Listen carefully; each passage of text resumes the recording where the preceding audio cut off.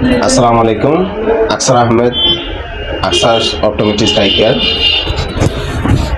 ইদানিং প্রায় দেখা যাচ্ছে চেম্বারে কিছু রোগী আসে যেগুলো হচ্ছে 1 সপ্তাহ 2 সপ্তাহ বা 10 দিন 5 দিন যাবৎ চোখ লাল হয়ে আছে, কিন্তু ভাবছে চোখ ওটা বা নর্মাল সমস্যা ভেবে সে ফার্মেসি থেকে কোনো ওষুধ নিচ্ছে, নিয়ে এসে ওষুধ ব্যবহার করতেছে, কিন্তু চোখ লাল কমতেছে না, চোখ ভালো হচ্ছে না।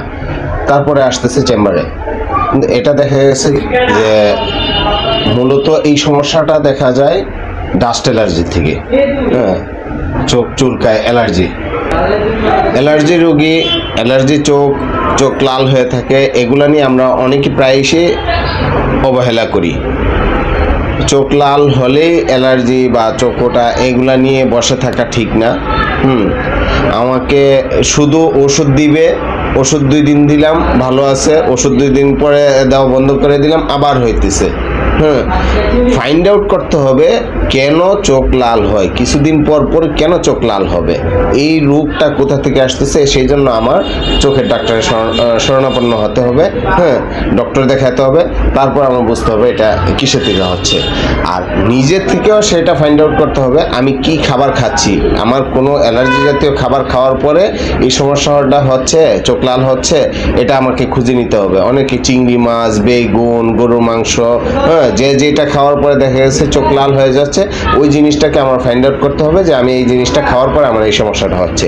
আবার অনেকে ডাস্ট অ্যালার্জি, আমি বাহিরে গেলাম, বাহির থেকে ঘুরে ফিরে আসলাম, আমি বাহিরে ধুলাবাড়িতে গেছি, ধুলাবাড়ি থেকে আসার পরে দেখা গেছে আমার চোখ লাল হয়ে যাচ্ছে।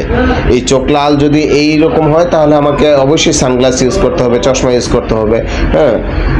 আবার অনেকে দেখা গেছে পুকুরে গোসল করলো, যদি আমি পুকুরে গোসল করলাম বা জমানো পানি যেটা আমরা শহরে ইউজ করি, এই জমানো পানির মধ্যে পানিতে সমস্যা আছে, পানিতে কোনো ওষুধ দেওয়া হচ্ছে, পুকুরে গোসল করার কারণে পুকুরে মাছের ওষুধ দেওয়া হয়, ওইগুলাও আমাকে ফাইন্ড আউট করতে হবে যে আমি কোন কাজটা করার পরে আমার এই সমস্যাটা হচ্ছে। যদি আমি ওইটা ফাইন্ড আউট করতে পারি তাহলে আমার চিকিৎসাটা ডক্টর দিতে আমার জন্য সুবিধা হবে। ডাস্ট অ্যালার্জি জাতীয় চোখ লাল হওয়া রোগের সমাধান রোগীর কাছে 80% সমাধান করা যায়। রোগী যদি সচেতন হয় তাহলে এই রোগটা সহজেই সমাধান করা সহজ, আর যদি রোগী সচেতন না হয় তাহলে তো অসুবিধা।